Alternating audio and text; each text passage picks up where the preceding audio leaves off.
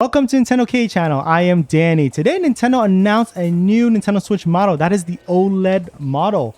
July 6, 2021, out of nowhere, Nintendo just announces something like this. Obviously, it's a big welcome, especially for fans been clamoring for a new system since the base model launched in 2017. So in this episode, I'll be giving you all the information, the rundown, everything you need to know about this new model, so you make an informed decision if this is a system upgrade that is right for you, or if you don't have a Nintendo Switch yet, is this a system right for you? If you found this episode to be helpful or informative, I do appreciate a thumbs up. Consider subscribing to Nintendo K for more helpful videos like this coming your way. All right, let's get started. All right, so first things first, this Nintendo Switch OLED model will be available on October 8th, 2021. It is this year that is coming out, which is fantastic. I do like that they come out when they do announce something right away. Essentially, in the near future, it's going to be retailing for $349.99 US. So just to give you a context, the original base model, compared to this new price, it is $50 above the the original,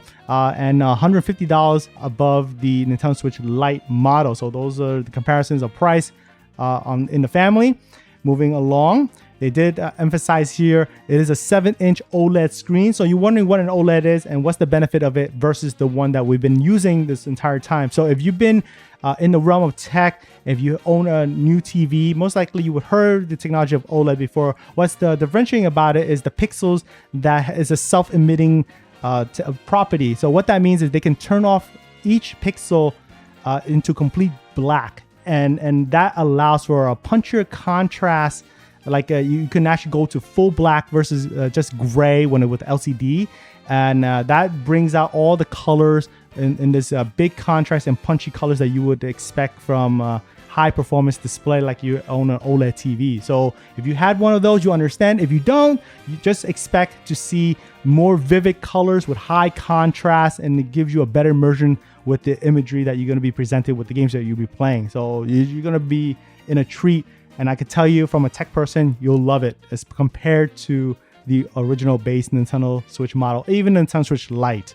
Now, one of the key things that they did mention, and it's a nice upgrade from the original console, is this wide adjustable stand. So if you obviously had the original Nintendo Switch, you know that kickstand is not the most sturdiest thing. It's very thin, and you can knock it off by just bumping it minor. This time, they made the whole back as the stand. So that's it gives it a nice element of if you touch it, you won't just knock it off of the table or anything like that. Here also, they emphasize that you can actually adjust the angle of the stand, which is a really good treat.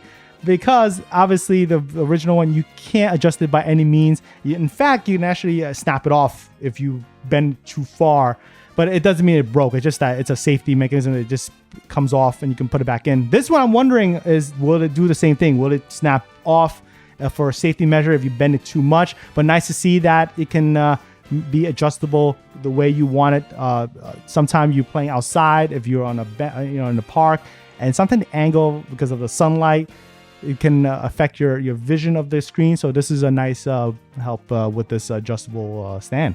This is a good upgrade. And I do appreciate that Nintendo went the mile. This is something that for the longest time, I was always wondered why they never included an Ethernet port, because once you're having something like this built in, because I've been using this one from Hori, it's about like I believe it's like a $25 accessory. Don't quote me on that, but this is one from Hori, and it's officially licensed. That I use it for my Nintendo Switch dock. It is the best way to get a reliable internet connection when you're playing online. So imagine if you're playing like Super Smash Bros. Ultimate or Mario Kart 8 Deluxe or in Splatoon 3, which is coming out. You get the most reliable connection. Wi-Fi is not always the most reliable, because if you have some kind of interference around the house, or someone just turn on a microwave heating up some food, that can cause some interference, or your router is just far away, the Wi-Fi won't reach you reliably. So that will cut your chances of having those dropouts and stuff like that if you have a connection like this. So I do appreciate they included this. It's a nice quality of life change. It's a built-in wired LAN adapter. Obviously, you would have to use something like this as an Ethernet cable. They would more likely provide you with the ISP. Nintendo probably won't include this for you, but I think it's very common to find. If you guys are wondering what connection, it is an Ethernet cable with this connector here. All right, moving along here. This is a nice upgrade as well. It's a 64 gigabyte internal storage versus the 32 on the base Nintendo Switch system from launch. So double the capacity. If you download your games, good upgrade. You know, you probably, if you don't buy a lot of games and you just download, you have more, I guess, more sufficient storage than before. Another improvement is enhanced audio. Now, as an audiophile, this is something I like. One of the things I did think about with the original Nintendo Switch was the speakers lack punchiness. It's very weak in terms of the sound, because obviously I didn't expect much because the speakers are very tiny with small drivers. But I'm assuming since it's on enhanced audio, they probably have bigger drivers, maybe have a port to enhance the bass response. This is something maybe, but I don't know. I can't confirm. Something with 3D, pseudo 3D audio effects, but that's pushing it. But I think that they just have better drivers, better ports, so the audio will be improved on that. So that's a good touch. They have 3 modes. It's the same thing: TV mode, tabletop mode, and handheld mode. So the same ways you've been playing Nintendo Switch is gonna stay the same. So don't fret about that. The essence of that system will be fine. Here is the Joy-Cons. Now, first from the look of it, it doesn't look like there's any changes. I do like the white though. So it is a nice resemblance to Samus, right? Metroid, to be more precise, for the new release. I'll get to more on that later on. But one thing I noticed that the strap has a nice like little dots of white, so it's pretty cool. Nice look to it. From just straight up, I don't think that there's any changes to the Joy-Cons. If you're wondering if they improved it or changed it, it's the same Joy-Con we've been playing since launch. So no surprise there. Going forward here, I think this is about the same, and some couple of the images you see how the system look. It is, if you guys are wondering, the dock and the Joy-Con grip with the Joy-Cons connect and everything, from this image it looks like a beige, but that's probably from the color temperature of the image itself. So when you see in person, I'll obviously give you a better solid look and feel of what it is. Nintendo showing the 2 models you'll be able to purchase on launch day in October. That is this OLED white set and also the neon red and neon blue set. And obviously the white one is representing Metroid Dread, looking really nice. The neon red and neon blue is kind of like the same style that you had from the base from the launch in 2017. So you can go OG that way, or for me preferably, I'm gonna go for the white model. It looks really nice. It's different than any of the previous ones I've had, so I'm gonna be taking that one. Moving on, we have some of the accessories. Obviously, the Pro Controller and the Joy-Cons that you had in the past will be compatible. It's the same thing.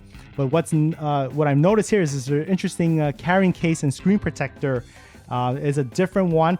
I'm assuming it's going to be the same. And in a second, I'm going to go into another screen showing you everything about the specifications. And I think that it should be okay that for you use your current cases and accessories with this Nintendo Switch OLED model. All right, so we're gonna look into this part here, the technical specs, and this is for the OLED model. Just to run down quickly, it's a 4 inches high, 9.5 inches long, 0.55 inches deep, with the Joy-Cons attached. The weight is 0.71 pounds. I do think that it's a bit heavier, but we'll compare that in a second. It is a multi-touch capacitive screen, so that's good. 7-inch. We'll talk about the size increase there from 6.2. The resolution. So if you're wondering what it is, it's the same thing. It is still a 720p resolution, which is 1280 by 720. So there is no resolution bump from the original models that we've been playing. So that's unfortunate. It is a punchier color screen, but the resolution is exactly the same. So this is a thing that is an indicator of its power right now. So this is a CPU, GPU. Nintendo didn't really give details on it. All it says is NVIDIA custom Tegra processor. So if you don't know, the original Nintendo Switch and Nintendo Switch Lite, actually, they both use the Tegra X1 chipset. And from the look of it, they did not increase its power. Because obviously one of the key giveaway was probably the screen resolution. If it was a little bit more punchier in terms of performance, they might have increased the screen resolution. So this is probably the same Tegra X1 that we all been playing for so long. Hence probably the Marico chipset improvement, the Marico Tegra X1, which was a better process, and it gave us a better battery life, which is the one that Nintendo Switch Lite uses, and the kind of pseudo upgrade Nintendo Switch compared to the base model. So just to give you a basic comparison there. Now moving on to the storage, same thing I mentioned earlier, 64 gigabyte, so double the capacity from the original. Wireless, essentially, nothing too fancy there. You can see it's Wi-Fi, Bluetooth 4.1. Video output is the same thing. So this is another indicator the performance has not changed. Via TV mode, it's still 1080p. And if you're playing handheld or tabletop mode, it's still 720p. I'm a little bit bummed by that. I wish it was a bit more resolution, because obviously I own a 4K TV, and many of you guys probably own a 4K TV, and you want that resolution to go up there. But that's just the reality of it, and you do have that punchier OLED screen that they focused on this model.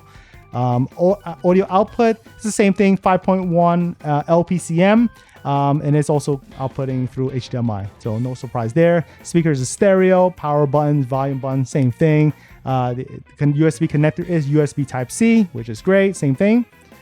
We have a headphone jack. I do appreciate that. It's always great to have a nice headphone jack. Yeah.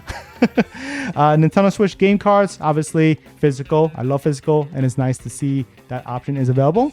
Of course, same thing. They do still include a micro SD card slot. So same thing before of the past models. If you run out of space, storage should be more precise, you can pop in a micro SD card and you should be fine. We have a sensor, same thing, accelerometer, gyroscope, and a brightness sensor. Operating environment, I don't think that's too important, but it is 41 to 95 degrees Fahrenheit, in case you're wondering. 20 to 80% humidity. It still uses a lithium-ion battery. In terms of wondering what the size of the battery is, a 4,310 milliamp hour. The battery life, it lasts about 4.5 to 9 hours. So there's a little information is that the battery will depend on the game you play. For instance, the battery will last approximately 5.5 hours for The Legend of Zelda Breath of the Wild. So if I remember correctly from the Nintendo Switch Lite and the upgraded Marico Nintendo Switch, like a pseudo upgrade, which I spoke earlier, they're using this newer chipset. It's the same performance essentially, so it gave better battery life because it's a better process. So that is another indicator this Nintendo Switch is not an upgraded performance model from the past ones. So there you go. Charging time take about 3 hours, so not bad. No, that doesn't take too long, right? All right, so we're gonna move on to we're gonna compare the three systems here. So this is gonna be between the OLED new model, the base Nintendo Switch, and the Nintendo Switch Lite. So the OLED model and the base Nintendo Switch, you play the same way, and of course the Lite only you can play in handheld mode. So that's obviously you're just being a portable player with the Lite. All the games are essentially compatible from the base model if you compare with the OLED model, and Nintendo Switch Lite does have its limitations. So I do suggest you want to research on that. I don't want to dive too much because this video is about the OLED model primarily. Moving on, the Joy-Cons is the same thing. So, but the Lite doesn't have Joy-Cons, obviously, because it's part of the system.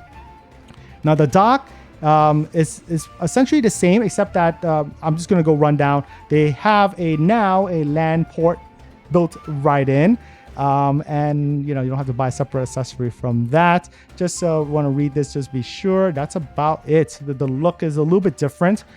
Now the size difference.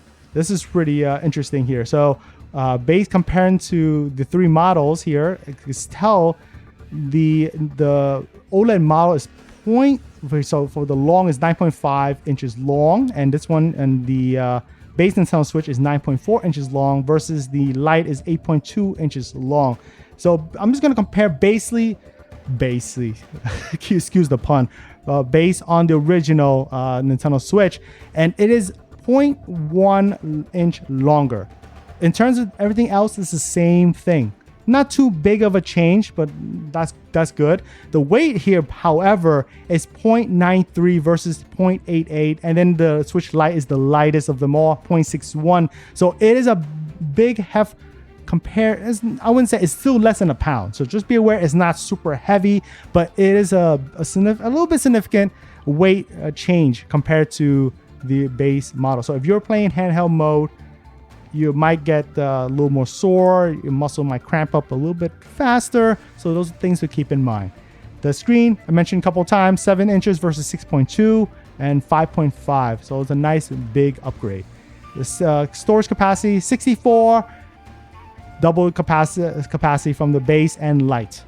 And the battery life, and you can see here, this is where the comparisons kind of, actually, now looking at it, I thought the battery life would last longer on the OLED. So now that I'm just correcting myself, it is the same as the base Nintendo Switch model. So this spec tells a different story. Now I went obviously making this video, kind of giving you my thoughts, and this is kind of confirming it. They use the same Breath of the Wild game as a comparison, the control.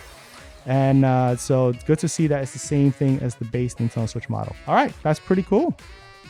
And just the game compatibility, you guys know, this is going to be the same games that works on the base model, works on the OLED, and there's some limitations for the Nintendo Lite, but most of the game library will work on the Lite. Last but not least, just a little bit of information that you may not be aware of. Metroid Dread is launching October 8, 2021 of this year, and this is actually the same date that this Nintendo Switch OLED model will be released. So they're coinciding with this game's launch. And if you watch the trailer, now is kind of the indicator for it with the white Joy-Cons to give that look from Metroid Dread.